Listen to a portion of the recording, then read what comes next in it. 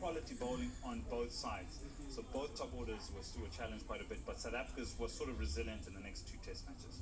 Do you think this is the end of an era for India? Do you think we'll see a whole new look Indian team, test team, likes of Shreyas Iyer and... I think Rahane, he will not play for India. I think this could be the last tour for him, unless he somehow makes it into another test side and scores a bucket load of runs. Pujara is questionable. I think he'll still persevere with him, but Rahane, Shreyas Iyer, I think will come in there.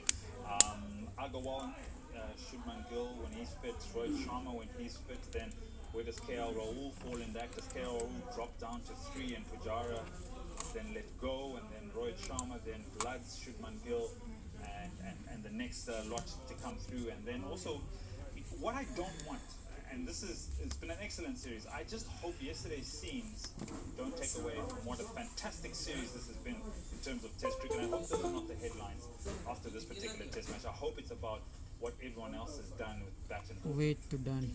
And what about Lord Kohli? नीचे done लिख के आएगा He's coming into the series already. He had a controversy about whether he wanted to step down or he had asked him to step down, or what the situation regarding all of that was. He's no longer the T20 captain. He's no longer the ODI captain. He's the Test captain, and after this series, a lot was hedging on how he would perform, how he would lead the side, and yesterday's scenes were not great. So there will be some questions asked. He's had his wings clipped, Ed. There's a power struggle going on, and it seems to be Saurav Ganguly, former national captain, is the president of the BCCI, and clearly he has felt that Virat Kohli's had too much power, too much say, too much influence, and he's clipped his wings. And is Virat Kohli the sort of man to confront that, or will he walk away? I think he's someone that will confront it. I think he'll be...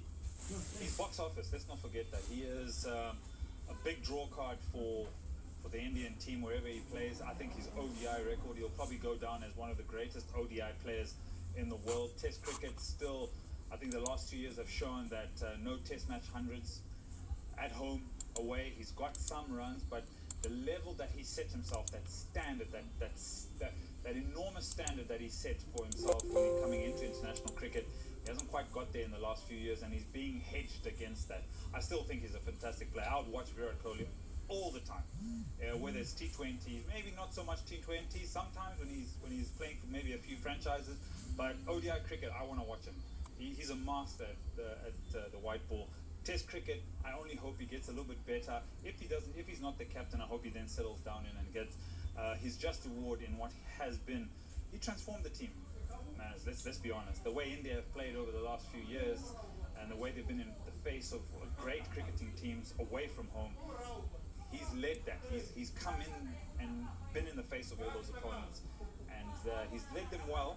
But again, us as human beings, we're never satisfied. We will look for the smallest critique, and we may expand on it, and sometimes it's a bit unfair on the player. Just a few minutes away from the post-match presentation here at Newlands. South Africa have won, in case you missed it. They've won by 7 wickets. They were taken home by Keegan Peterson, who made 82 to add to his first innings of 72. He's the leading run scorer in the series, and Temba Bavuma, who was at the crease unbeaten for the second test match in a row with 32 not out. I just want to push you once again on the big three. Kohli, Pujara,